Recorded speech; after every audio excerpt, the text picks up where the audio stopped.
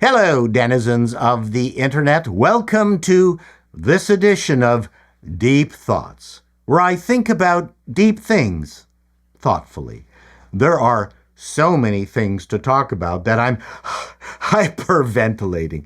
It seems we might be turning this whole woke thing around, but it will happen slower than we all want, as there are billions of dollars in DEI consulting and critical race grifting at risk. Ibrahim X. Kendi and the gender woo gang will not go quietly, and the entertainment industry has not recovered from Bill Clinton's Telecommunications Act of 1996, which I contend started us on this path of wholesale creative ruination.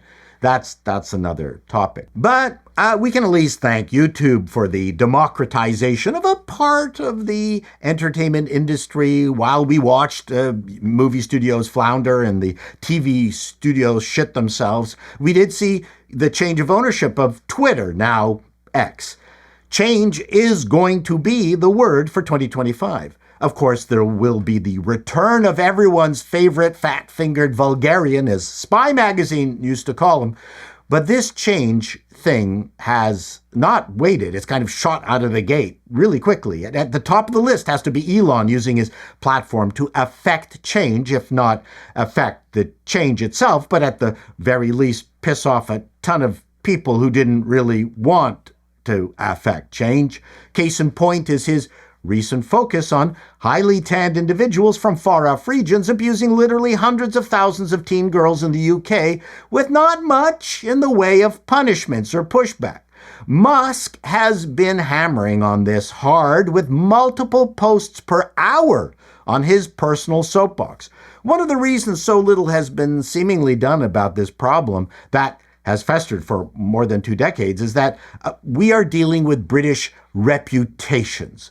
For the English, it's all about what happens to their peerage or their purple velvet underwear. And that isn't just a lefty thing. The Conservatives did nothing about this grooming stuff either for a decade. The bottom line is that people are freaking out about what they consider to be Musk's overreach, yet any meager punishments that were meted out absolutely did not match the enormity of the crimes. It's really hard to get one's head around it. But is there a problem with Musk sticking his nose into this affair? He's not a UK citizen. He's been naming names, and the people he's mentioned are getting viciously attacked across all social media, along with alleged physical threats. Is X in danger of becoming the Spanish Inquisition? The political process and bureaucracy is there to serve us. Isn't due process sacrosanct? As slow as it might be, as frustrating as it might be, you can't run a country without institutionalized and codified processes along with a civil service to administer it. But the facade has been lifted. The governments are calcified. We don't trust them, especially after that virus thing. Mainstream media are corrupt and liars much of the time. Multinational companies have way too much influence, and the police are off arresting people who post things on social media that hurt someone's feelings, and courts are letting murderers off with light sentences. We've had to endure anti-West marches featuring death cult fans for more than a year, and no one has been doing anything about it. Facebook and Instagram heavily censor what we say. YouTube is only marginally better. Now there's, advertising reasons for that. The only place it seems where we can talk about this is Musk's X, and X's influence has only expanded since he took over Twitter. Now, X is only at 15th place, based on monthly active users amongst social media platforms, far behind Facebook, YouTube, Instagram, and TikTok. But X is in 5th place in organic monthly traffic at 4.4 billion. That's an awful lot of Israel-Hamas supporters yelling at each other all sorts of names. Sure, it's a cesspool of hateful people, but also a lot of enlightened folk, and seemingly the only place for news the MSM absolutely refuses to cover, or covers with such frustrating bias that it's just not worth consuming. The point is that the public no longer trusts media or institutions for providing the truth, especially the compromised Wikipedia. And as X might be festooned with propaganda and gaslighting, somewhere in there, you will always find the truth.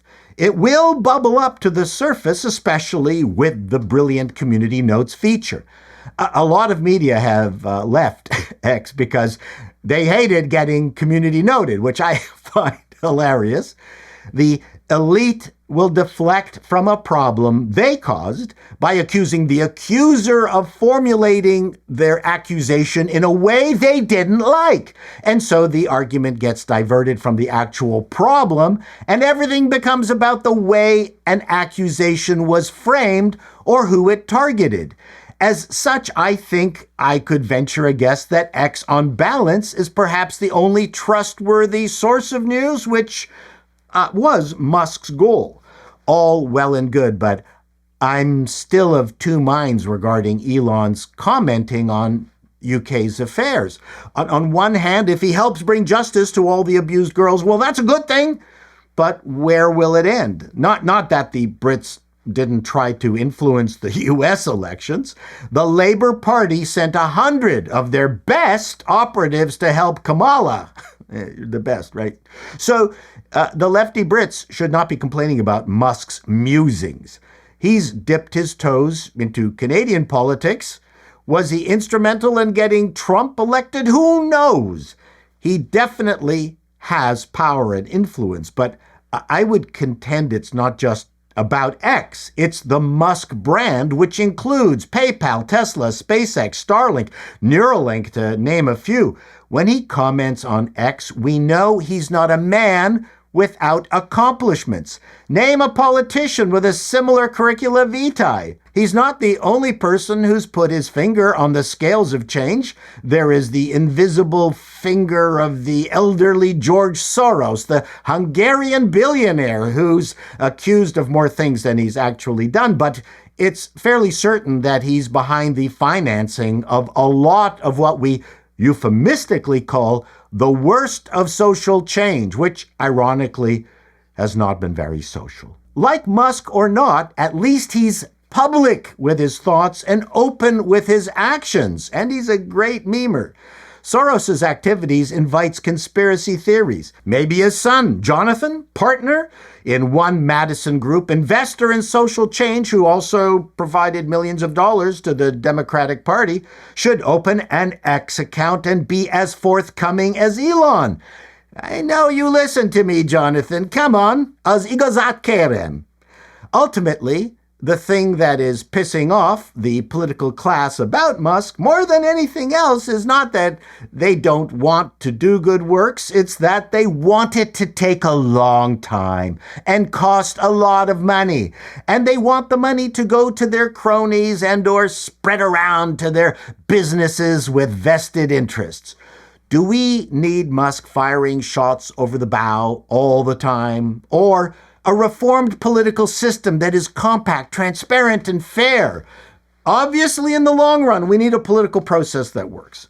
Meddling Musk is not a long-term solution, and, we could sour on that sooner rather than later. These were my deep thoughts. What do you think? I look forward to reading your comments. Be seeing you.